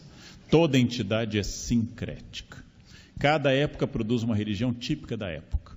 O catolicismo é um fenômeno medieval. Pompa, circunstância, autoridade e dogma. O protestantismo é um fenômeno moderno. Indivíduo. Arbítrio do indivíduo, leitura da Bíblia. Espiritismo é típico do século XIX. Linguagem do espiritismo, magnetismo. Evolução da alma como evolução darwinista, só que aplicada aos espíritos, não alma, os espíritas não gostam do termo alma, e assim por diante. Ou seja, cada religião produz. A religião de resistência, que são as afro-brasileiras, que sofreram mais tempo perseguição religiosa na história do Brasil, até o Estado Novo se fechava terreiro de candomblé, são elementos de identidade, especialmente o candomblé, diferente da Umbanda, que é uma cisão diferente, são elementos de identidade étnica, de manutenção da língua iorubá e de uma religião prática e tribal, onde bem e mal são muito claros como equilíbrios de forças. O mais interessante, que poderia dar uma outra palestra, é que as entidades não são negativas ou positivas. Só para os católicos tradicionais, o Exu é uma entidade ruim, ele é uma entidade vigorosa. A Pombagira é uma entidade vigorosa, elas não dependem de bondade ou ruindade. Eles não trabalham com maniqueísmo, que o judaísmo, mas particularmente o catolicismo tem, maniqueísmo de bem contra o mal. Existem forças que eu posso anular e que eu posso incentivar. Então, são muito importantes para se entender, e aquilo que eu poderia falar horas, mas vou só me deter numa questão, que é o fato de que as religiões atuais são frutos de uma customização do crente. O crente é católico e ele customiza a religião. Então, eu sou católico, mas tenho esse calendário, Sete Noé. Eu gosto muito da ideia de reencarnação. Também eu estudo Kabbalah, e eu uso essa estrela de Davi, e just in case eu vou a um centro só para fazer um descarrego assim. Mas a sua religião? Eu sou católico, apostólico, romano, né? Então, essa customização, eu sou judeu, mas tenho fitinha do Bonfim. Essa customização, ela é própria de uma experiência religiosa brasileira que não reconhece autoridade, mas apenas o gosto do indivíduo. Uma apresentadora de TV que me entrevistou me disse uma vez: eu sou tão católica que em outra vida devo ter sido freira. E eu olhei para ela: você sabe que o catolicismo, reencarnação é heresia. Desde o Papa Pio IX é heresia. Quer dizer, o católico não tem segunda época, não tem chance. É uma chance, né, embalagem não retornável. Morreu, foi. Eu já brinquei com isso, né, porque o espírita, a única coisa que eu resisto é que lá em cima, no nosso lar, tem escola. E aí quando você desencarna, quem eles vão pegar para dar aula? Quem tem experiência no mundo, né? Depois de 50 anos na Unicamp, vão dizer: agora, já que você deu bastante aula, agora continua aqui. Eu gosto de Paraíso, que a gente toca harpa, tem lesão por esforço repetitivo de tocar harpa por toda eternidade. Eu gosto muito do céu chinês, né, que tem mais de 87 milhões de divisões. É China, né? Precisa ter um céu mais completo. E o inferno católico, ele é legal, segundo Dante. Não? Bem, outra pergunta, por favor.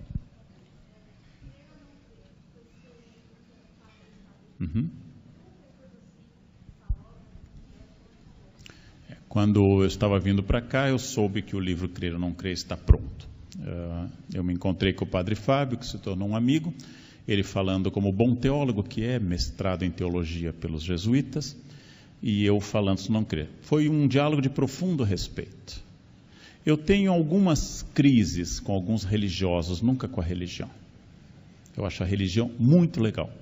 Alguns religiosos eu tenho vontade de matar, mas isso é esporádico. Também alguns cientistas me irritam. Na verdade, qualquer pessoa irrita. Qualquer pessoa. E quando você encontra alguém inteligente como o padre Fábio, vou dizer isso em público várias vezes agora que o livro vai sair, que eu esperava encontrar uma personagem, como eu já encontrei várias na minha vida, e eu encontrei uma pessoa. Isso foi muito legal. Eu estava preparado para conversar com uma personagem, mas encontrei uma pessoa muito inteligente, muito culta, e conversamos longamente sobre isso. Quem ler o livro vai achar que o padre Fábio duvida um pouco da religião e que eu sou religioso. Tamanho o respeito que um conversou com o outro. E foi uma conversa muito agradável, que meu amigo, o professor Cortella, escreveu a introdução melhorando. O livro Crer ou Não Crer tem inspiração em duas obras. Uma antiga, chamada Em que Creem os que Não Creem, debate entre Humberto Eco, ateu, e o cardeal Martini de Milão. E uma obra mais recente do filósofo Zizek, debatendo com Milbank, um teólogo inglês, chamado A Monstruosidade de Cristo, no qual ele discute o caráter humano de Jesus. A partir dessas duas obras eu pensei, como seria bom para as pessoas nesse momento esse debate sobre as questões religiosas. Eu gosto muito quando os ateus ouvem com atenção o ponto de vista de um religioso, e gosto muito quando um religioso tem fé e consegue ouvir o argumento de um ateu sem se abalar. Na minha ideia, se você não se abala com questões variadas, das teológicas às sexuais, é porque você está bem resolvido. Se você está bem resolvido sexualmente, você jamais supõe o que é que o vizinho está fazendo com seu orifício, ou pode vir a fazer, e assim por diante. Se você não está bem resolvido, a opção do outro lhe incomoda bastante. Então, foi uma experiência muito positiva, talvez até merecesse um segundo livro, talvez um pouco mais técnico, porque nós falamos para o grande público sobre a experiência de crer e não crer, essa experiência religiosa. Acho que é um diálogo agradável, que as pessoas vão gostar do texto. Chegou hoje da gráfica, dia 25, começa a ser vendido. E logo em seguida sai um livro que eu escrevi durante um ano, chamado Santos Fortes, junto com o ex-doutor que eu formei, que hoje é professor na Federal de Ouro Preto, Luiz Estevam de Oliveira Fernandes, sobre os principais santos da devoção brasileira: São Jorge, São Sebastião, Santo Antônio, Santa Bárbara, e os santos não oficiais, como por exemplo Padre Cícero, e lembrando os 300 anos do achamento da imagem de Nossa Senhora Aparecida, que será comemorado mês que vem, dia 12 de outubro. Então, também é um texto sobre santos. 2 textos religiosos seguidos vão fazer as pessoas duvidarem que eu seja ateu, né? Se bem que eu tive um debate religioso ontem na minha página que fez que todo mundo acreditasse que eu fosse. Mas isso é uma outra questão. Então é isso, acho que vai ser um bom resultado. Vamos a mais uma. Tenho assim, a decisão está aqui no poder. Sim, é a última, depois a gente vai comer ali fora, tem um coffee break, tá?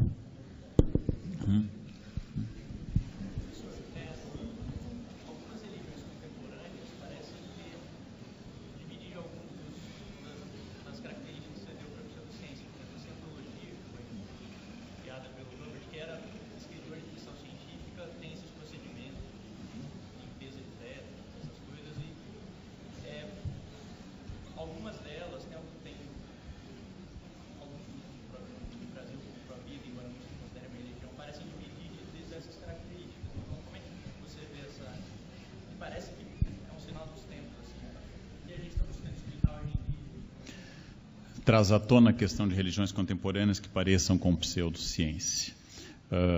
Eu tenho que entrar num campo subjetivo em primeiro lugar. Todos os procedimentos de crença ou de pesquisa têm um limite duríssimo, que é a defesa da vida. Então, nenhuma ciência e nenhuma religião pode passar por cima desse limite. Se uma ciência passa por cima da vida, ela não é ciência. Se uma religião passa por cima da vida, ela não pode legalmente ser tolerada. Então, eu sei que eu entro num campo sempre espinhoso para as pessoas, mas uma religião, como tem nos Estados Unidos mais de uma, que nega vacinas para crianças, é um risco. E é, para mim, um motivo da perda de pátria e poder. Você tem liberdade de consciência, e pode negar vacina para si, inclusive. Considero, junto com os filósofos, que o direito ao suicídio é um direito humano. Ser teu próprio libertador, de Sêneca, ao se matar. Ser teu próprio libertador. Não dá para falar muito isso porque incentiva suicídio, né? E não deve. Então, religiões que proíbem práticas médicas. Eu faço críticas a todos meus amigos e dou palestras em sinagogas. Eu faço crítica aos meus amigos rabinos, que nunca concordei com a proibição judaica de não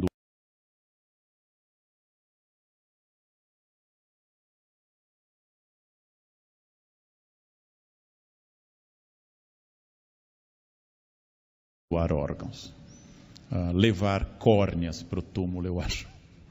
Não poder doar sangue nem receber sangue. Até nós inventarmos um sangue sintético perfeito, o sangue doado humano é problemático. Porém, é a melhor coisa para salvar muitas coisas.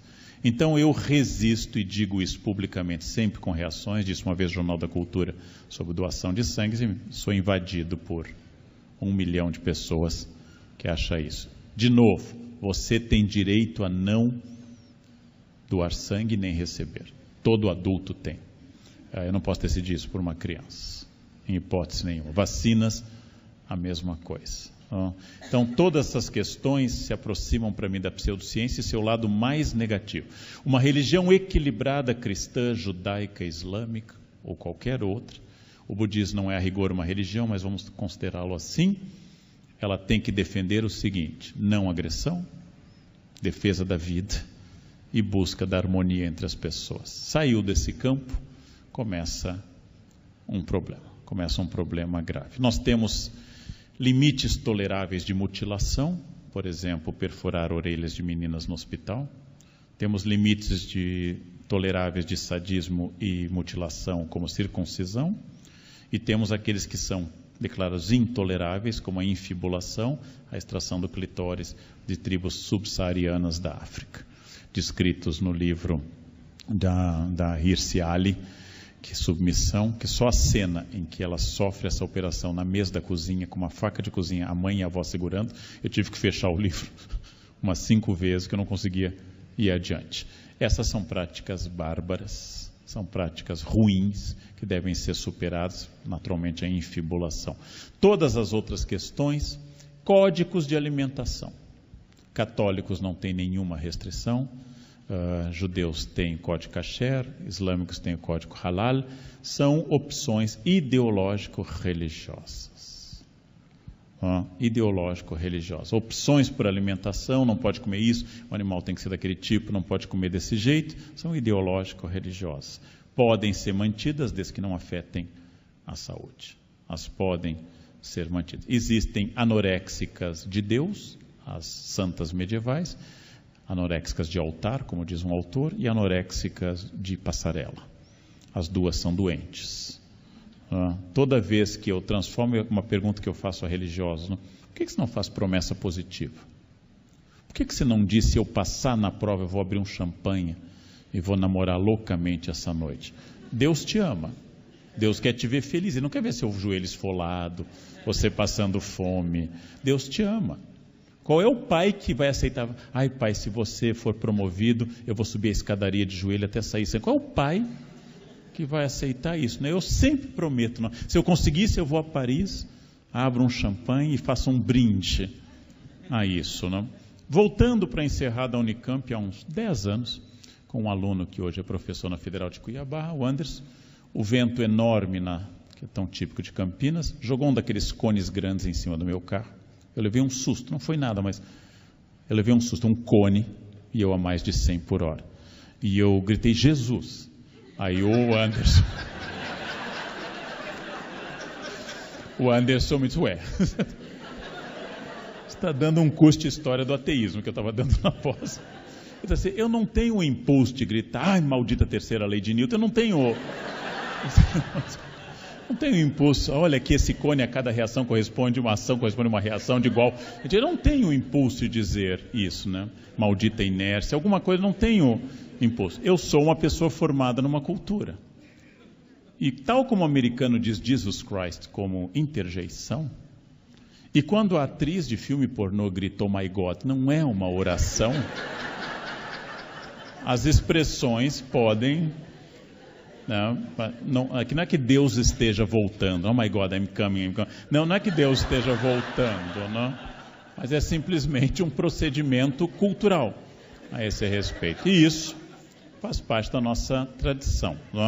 Eu fui formado dentro de uma religião, vim de uma família tradicional católica, e enquanto eu existir, isso fará parte da minha existência, da minha formação.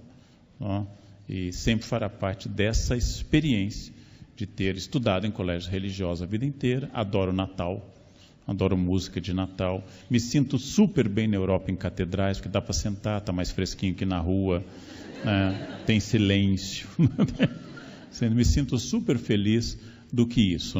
E talvez a próxima geração educada por pais não religiosos vai gritar quando o carro freia e não para, maldita inércia. Ela vai gritar alguma coisa assim, mas essa ainda vai gritar minha Nossa Senhora, Jesus e assim por diante. É isso, gente. Muito obrigado. Parabéns a vocês.